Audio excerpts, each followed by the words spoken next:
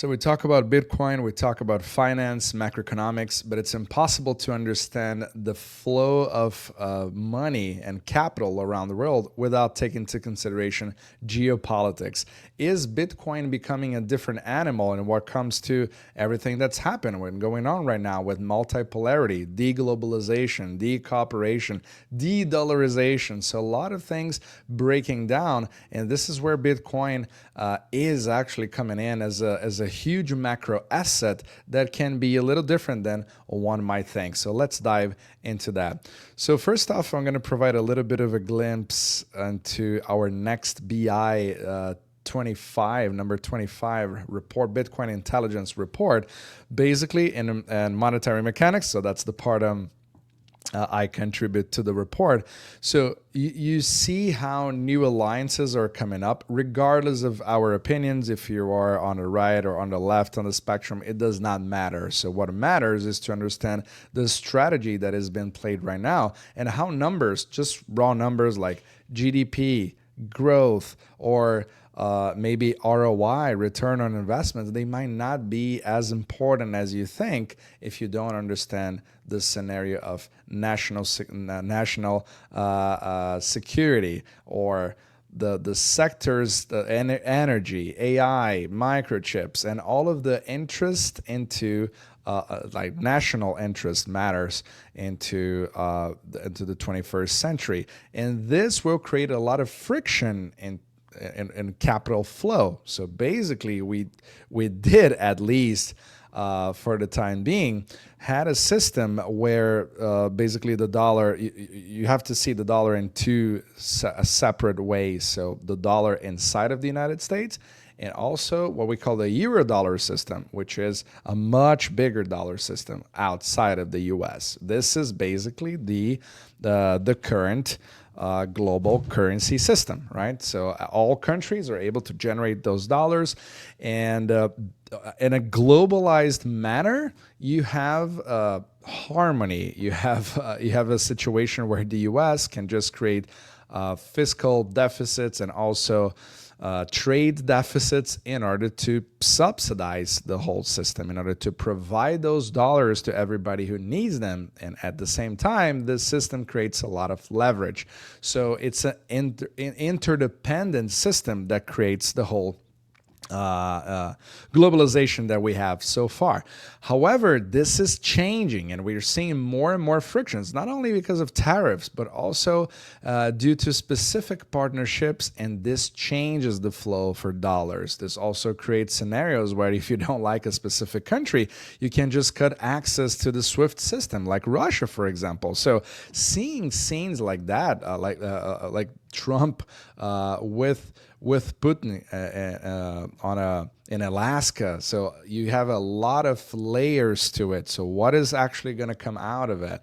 Are we going to see a new alliance? Or are we going to see a problem now where the EU is not liking that at all? So we have to take that into consideration for the flows of investment, depending on what country you have your funds in. So Bitcoin is in a very surprising matter. Not surprising for those who know how Bitcoin works, but in a very surprising manner, it's pretty stable despite the whole situation that we have right now. And you would expect the exact opposite. When you have a lot of volatility, you would expect Bitcoin to just be more and more volatile. But this is not happening. So the part where Bitcoin becomes more and more as a commodity-like, but also a network that is able to bypass any of these frictions created on the SWIFT system, or losing access to cutting access to a specific country, that's where Bitcoin is coming in. And now, slowly but surely, not only institutions, but also countries and also other players that we don't know about, anonymous players, are putting a lot of economic energy into the system as well. So providing maybe a way for Bitcoin to become sort of a geopolitical hedge, and in a situation where normally we would expect it to be the exact opposite, maybe just a leveraged NASDAQ trade, but it's showing to be much more resilient than that. So this is where You see countries, for example, like Russia, who have been using Bitcoin to bypass sanctions or to send value abroad, and it has been reported that way as well. Not only with that, but also stable coins and also using Chinese banks. But Bitcoin is becoming more and more a part where people can actually trust it to send a significant amount of value into the network without being censored or sanctioned. So this is creating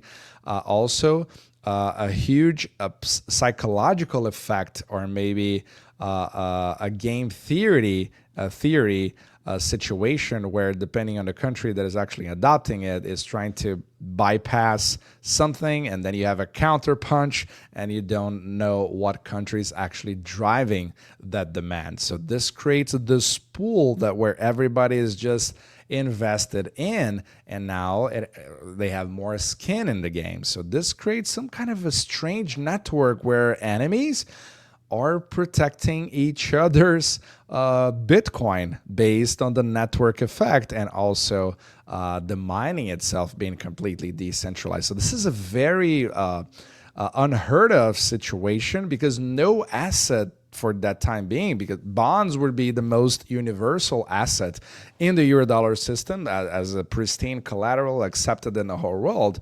But now when you see the US really going to America first, that is just not that universal anymore. So, and several countries like China, for example, Russia themselves are rushing for sure into gold. But Bitcoin, based on the way you're able to transport it, is really taking a lot in the short-term action as well. And you see how over time it's becoming less and less volatile.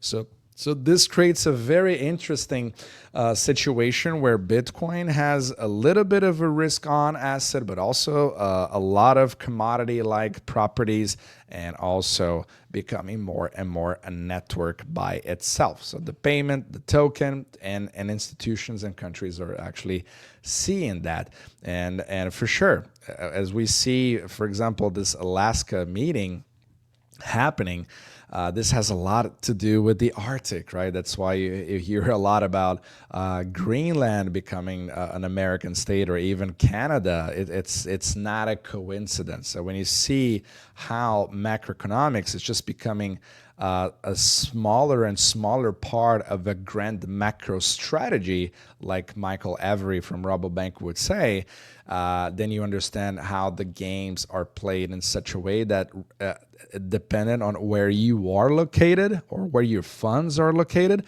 you may not be able to just tap into international markets anymore with fiat. Maybe you have a new tax or a new tariff into capital coming from Europe. Maybe you have the Federal Reserve swap emergency line. When you don't have enough dollar liquidity for local banks, they might get denied depending on the partner that you are actually currently working with, or if you don't like the administration, or they have been serving you too.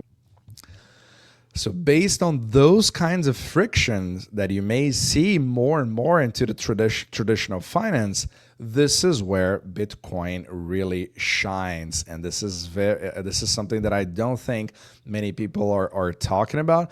And of course, we're going to be discussing for this week's report a lot of that as well, but not only that, but everything that is happening into the US, and how the Federal Reserve is changing many rules in regards to Bitcoin as well, how Scott Bessent from the Treasury is making several different moves in order to generate liquidity, not only for the US, but also abroad, and this affects Bitcoin prices. So if you want to see exactly how you can act on your investments based on monetary mechanics, and also for sure on-chain analysis and macro analysis, you can click on the link on the description below to have access to our latest report as well. So I hope this was helpful to see in a different way how Bitcoin actually starts to solve a little bit of that fungibility, or maybe bridge something that is losing more and more contact points, which is our current financial system. All right, hope it helps, and see you in the next video.